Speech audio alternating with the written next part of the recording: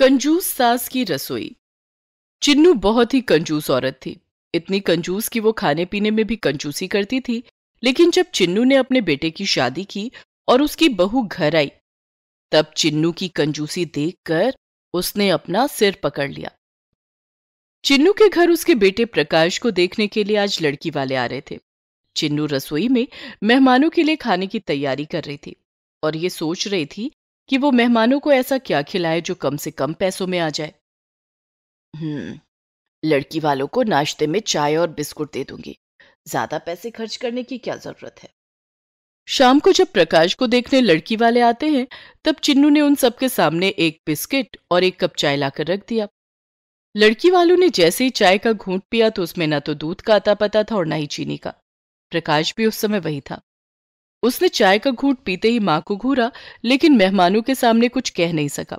मेहमानों के जाने के बाद, ये क्या माँ, तुमने मेहमानों के लिए भी इतनी घटिया चाय बनाई? पता नहीं वो लोग हमारे बारे में क्या सोच रहे होंगे। तुम्हारी कंजूसी के कारण कहीं इस बार भी मेरी शादी की बात बनते बनते ना बिगड़ जाए। अरे तू चिंता मत कर, इस बार तेरी शादी नहीं टूटेगी। तुम्हारी कंजूसी की वजह से पहले जितने लड़की वाले आए सब हमें गरीब समझकर भाग गए और मेरी शादी कहीं तय नहीं हुई। इस बार भी तुमने वही किया। लगता है मुझे कुंवारा ही रहना पड़ेगा। अरे इस बार नहीं होगा ऐसा। क्यों? इस बार तुमने ऐसा क्या कर दिया है? मैंने आज सुबह ही लड़की की मां को फोन करके बता दिया था कि तेरी सैलरी लाखों में है और आपकी बेटी यहां राज करेगी, राज। पता नहीं इससे क्या हो जाएगा। प्रकाश एक प्राइवेट बैंक में मैनेजर था। उसकी तनख्वाह बहुत अच्छी थी, लेकिन वो अपनी मां की कंजूसी से बहुत परेशान रहता था। इसी कारण बार बार प्रकाश की शादी टूट जाती थी।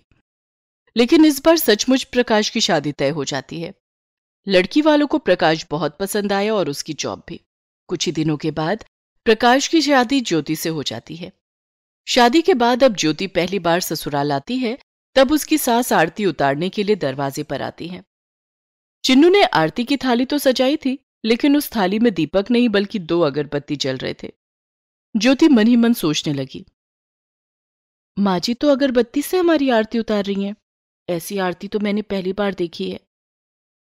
उधर चिन्नू भी मन ही मन कहती है, 10 रुपए में एक बंडल अगरबत्ती आ गई थी। इस अगरबत्ती के कारण घी और दीपक का खर्चा बच गया। ये तो कुछ भी नहीं है बहू, अभी तो तुझे मेरी रसोई का नजारा देखना बाकी ही है। धीरे धीरे तू वो भी देख लेगी और समझ जाएगी कि मैं कम पैसों में कैसे खाने पीने का खर्चा अच्छे से चला लेती हूँ। खैर, चिन्नू ने आरती उतारकर बेटे बहू को घर के अंदर प्रवेश करवाया। कुछ दिनों तक सारे रस्म रिवाज चलते रहे।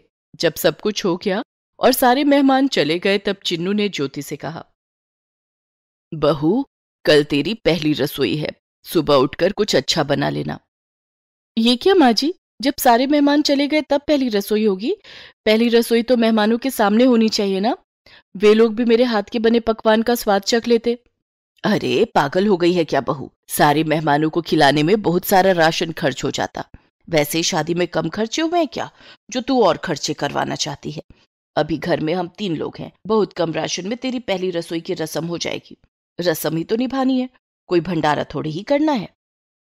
चिन्नू की बात सुनकर ज्योति को यह समझते देर नहीं लगी कि उसकी सास बहुत कंजूस है। दूसरे दिन सुबह जब ज्योति नहा धोकर रसोई में गई, तो पीछे पीछे चिन्नू भी आ गई। बहू, आज क्या बना रही है तू खाने में? माँ जी, मैं पालक पनीर बहुत अच्छा बनाती हूँ। मैं आज पालक पनीर और पूरियां बनाऊंगी, साथ में खीर भी बनाऊंगी। नहीं बहू, पनीर तो बहुत महंगे हो गए हैं। हम 3 लोगों के लिए 250 ग्राम पनीर लग जाएंगे। उसमें पूरे 100 रुपए खर्च हो जाएंगे। दूध भी बहुत महंगा हो गया है। तू ऐसा कर, आलू पालक बना ले और सूजी का हलवा बना लेना। साथ में रोटियां बना लेना। पराठे में बहुत घी लग जाता है। ज्यादा घी हमारी सेहत के लिए अच्छा नहीं है। लेकिन माँ जी, आज मेरी पहली रसोई है और पहली रसोई के दिन इतनी कंजूसी कौन करता है? कंजूस किसे कह रही है बहू?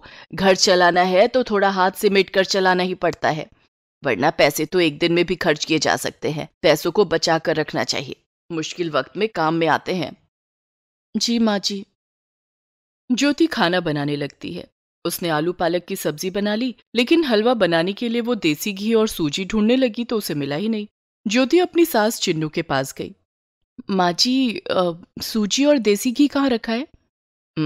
सूजी और देसी घी तो घर में नहीं है। देसी घी कितना महंगा है तुझे पता भी है। फिर हलवा कैसे बनेगा माँ जी? ऐसा कर, तू हलवा रहने ही दे। वैसे भी शादी में बहुत मीठा खाया है, मीठे से तो मेरा जी घबराने लगा है। तू सिर्फ सब्जी रोटी बना ले। ठीक है माँ जी। खाना बनाने के बाद जब ज्योति ने खाना टेबल पर लगाया तो खाना देखकर प्रकाश को गुस्सा आ गया। ज्योति, आज तो तुम्हारी पहली रसोई है ना, और आज तुमने खाने में सिर्फ सब्जी रोटी बनाई है। भला पहली रसोई में कोई सब्जी रोटी बनाता है क्या?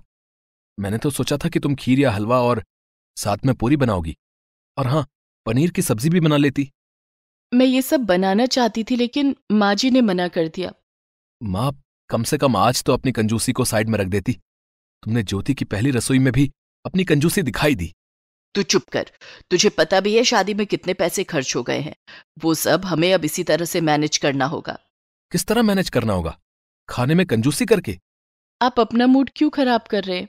इस रविवार को पूर्णिमा है, मैं खीर पूरी बना दूंगी, आप जी भर कर खा लेना। प्रकाश मन ही मन सोचता है। माँ बनाने देगी तब बनाओगी ना। ऐसा ना हो कि तुम्हें सपने में खीर पूरी बनानी पड़े और मुझे भी सपने में ही खीर पूरी खानी पड़े। तभी चिन्नू बोल पड़ी, ना बहू ना, पूर्णिमा के दिन तो खीर पूरी बिल्कुल मत बनाना। क्यों माँ जी? उस दिन मेरा व्रत रहता है। ज्योति मन ही मन सोचती है, ओफो माँ जी, कब तक आप कंजूसी करती रहेंगी? ज्योति को नहीं पता था कि उसकी सास चिन्नू ने कंजूसी में पीएचडी की थी। एक रात ज्योति दूध गर्म कर रही थी और सबके ग्लास में दूध डाल रही थी। थोड़ा दूध बच गया है, इसे फ्रिज में रख देती हूँ, कल काम आ जाएगा। ज्योति ने दूध फ्रिज में रख दिया और अपने कमरे में सोने चली गई। अगली सुबह जब ज्योति चाय बनाने के लिए फ्रिज में से दूध निकालने आई तभी वहां चिन्नू आ गई। अरे बहू, तू इस दूध का क्या करेगी? माँ जी, इससे मैं चाय बनाऊंगी। नहीं बहू, इस दूध को रहने दे। प्रकाश कई दिनों से खीर खाने के लिए कह रहा है, मैं इस दूध से खीर बनाऊंगी। माँ जी, इतने थोड़े से दूध से खीर कैसे बन पाएगा? मैं बना लूंगी। तो इस दूध को वापस फ्रिज में रख दे और अभी के लिए काली चाय बना ले। काली चाय सेहत के लिए बहुत अच्छी होती है, उससे गैस नहीं बनती। दूध वाली चाय से तो गैस बनती है। हे भगवान, ये मैं कहाँ फंस गई? इतनी कंजूसी भी भला किस काम की कि कोई भी चीज अच्छी तरह से ना बना सकूं और ना खा सकूं। माँ जी इतने थोड़े से दूध में खीर कैसे बनाएंगी? उस दिन ज्योति ने सबको काली चाय पिलाई। चाय पीने के बाद चिन्नू थोड़े से दूध से खीर बनाने लगी। ज्योति ने छिपकर देखा कि चिन्नू खीर में दूध की जगह पानी मिला रही थी और उसने थोड़े से दूध में काफी सारा पानी डालकर खीर बना दिया। जब प्रकाश ने खीर देखा, अरे वाह, आज घर में खीर कैसे बन गई? अब बनी गई है तो मैं इसे खा लेता हूं। और प्रकाश ने खीर से भरा चम्मच अपने मुंह में डाला। थु, थु, थु, थु, थु, थु, थु। उसने खीर थूक दी और ज्योति से बोला, ये तुमने कैसी खीर बनाई है? ये तो बिल्कुल माँ के खीर की रेसिपी है। मेरी माँ ऐसी ही खीर बनाती है, जिसमें ना तो दूध होता है, ना इलायची और ना बादाम। ये खीर माँ जी ने ही बनाई है। अच्छा, तो ये माँ ने बनाई है। अच्छा हुआ मैंने एक ही चम्मच खीर खाई। पूरी खा लेता तो मेरा आज का दिन ही खराब हो जाता और इस खीर का गुस्सा न जाने किस पर उतरता। आप ऐसा क्यों कह रहे हो? आपको माँ जी के हाथ के बने खाने की कद्र करनी चाहिए। क्या कद्र करूं ज्योति? ऑफिस में सारे लड़के अपनी माँ के हाथ के बने लजीज व्यंजन लंच बॉक्स में लाते हैं। मैं अपने दोस्तों की माँ के हाथ का बना स्वादिष्ट खाना खाता हूं और सोचता हूं कि काश मेरी माँ भी इतना ही अच्छा खाना बना सकती। लेकिन माँ अपनी कंजूसी में खाना बनाना तो भूल ही गई है। उन्हें तो बस पैसे बचाने की धुन सवार है। मेरा जब भी कुछ अच्छा खाने का मन करता है तो बाहर रेस्टोरेंट में खा लेता हूं। ऑफिस में सारे दोस्त कहते हैं कि कभी आंटी जी के हाथ का खाना बनाकर खिला दे, लेकिन मैं उनसे कह देता हूं कि माँ की तबीयत ठीक नहीं रहती, इसलिए वे खाना नहीं बना सकती हैं। अब दोस्तों से कैसे कहूं कि मेरी माँ इतनी कंजूस है कि वो खाना भी अच्छा नहीं बनाती। बचपन से लेकर आज तक मैंने कभी माँ के हाथ का बना अच्छा खाना खाया ही नहीं। आप ठीक कह रहे हो। जब से मैं भी यहाँ आई हूँ भरपेट खाना नहीं खा पाई। माँ जी इतनी कंजूसी करती हैं कि खाना अच्छा बनता ही नहीं और मैं भूखी रह जाती हूँ। मैं कभी कभी सोचती हूँ कि हमारा बच्चा होगा तो हम उसे भरपेट अच्छा खाना कैसे खिला पाएंगे। इसका एक ही उपाय है, क्यों ना हम माँ से अलग हो जाएं। किराए पर एक घर ले लेता हूं, हम दोनों वहीं रहेंगे और जो मर्जी होगा वो खाएंगे। वहां हमें रोकने टोकने वाला कोई नहीं होगा।